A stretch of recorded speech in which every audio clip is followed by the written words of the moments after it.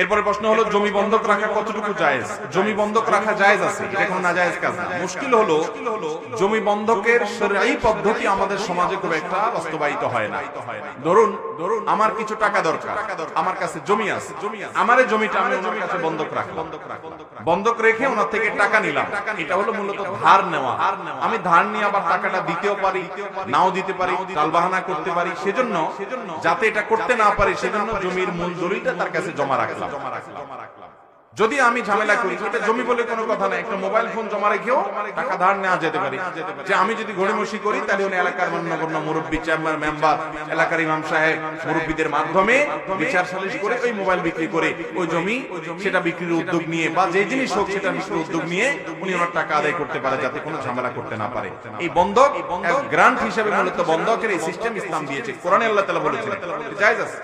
কিন্তু মুশকিল হলো আমাদের দেশে কি হয়? আমাদের দেশে হয় হলো আমার জমি ওনার কাছে বন্ধক রেখে টাকা নিলাম, উনি টাকাটা কি ফাও দিবে, এই জন্য উনি আমার জমিটা ভোগ করে যতদিন পর্যন্ত টাকাটা আমি না। এই না সিস্টেম আমাদের দেশে চালু আছে। এই সিস্টেমটা জায়েজ নাই, এই সিস্টেমটা জায়েজ। এখন কথা হলো জায়েজ নাই কেন? জায়েজ নাই এই জন্য যে আপনি দান, আপনি হাওলাত দিবেন আল্লাহর কাছে সওয়াব পাওয়ার জন্য, বন্ধক রাখবেন গ্যারান্টি হিসেবে, বাস। কুল্লু কারযিন জাররা নাফআন ফাহুয়া রিবা। আপনি লোন দিয়েছেন, টাকা হাওলাত দিয়েছেন আমাকে, দিয়ে আপনি বিনিময় নিচ্ছেন, আমার জমির ফসল ভোগ করছেন।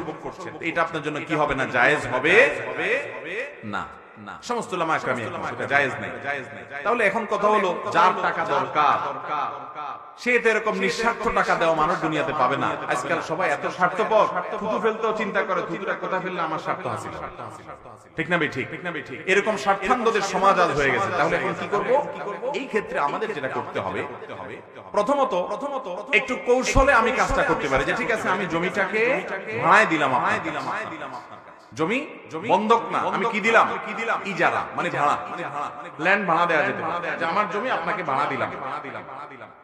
আমি মাসে 500 টাকা ভাড়া নির্ধারণ করলাম, 1000 টাকা ভাড়া নির্ধারণ করলাম।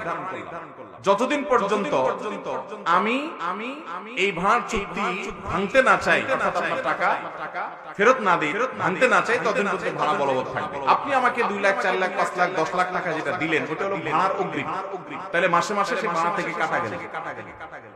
বুঝেন নাই কথা? এরপরে যখন আমি টাকাটা ফেরত দিতে চাইবো, ব্যবস্থা হয়ে যাবে, আপনাকে বলবো ভাই আমি আর ভাড়া দেবো না, সামনের মাস থেকে আমার জমি আমি ফেরত নিয়ে নিব। ওকে, তাহলে এবার আপনার টাকা আপনাকে ফেরত দিব। ওই যে ভাড়া বাবদ যে টাকা ধার্য হয়েছে ওইটা কেটে বাকি। তাহলে সেক্ষেত্রে আপনি জমি ভোগ করবেন, সেটাও জায়েজ হলো, আর আমার প্রয়োজন। কথা কি বুঝাইতে পারছি?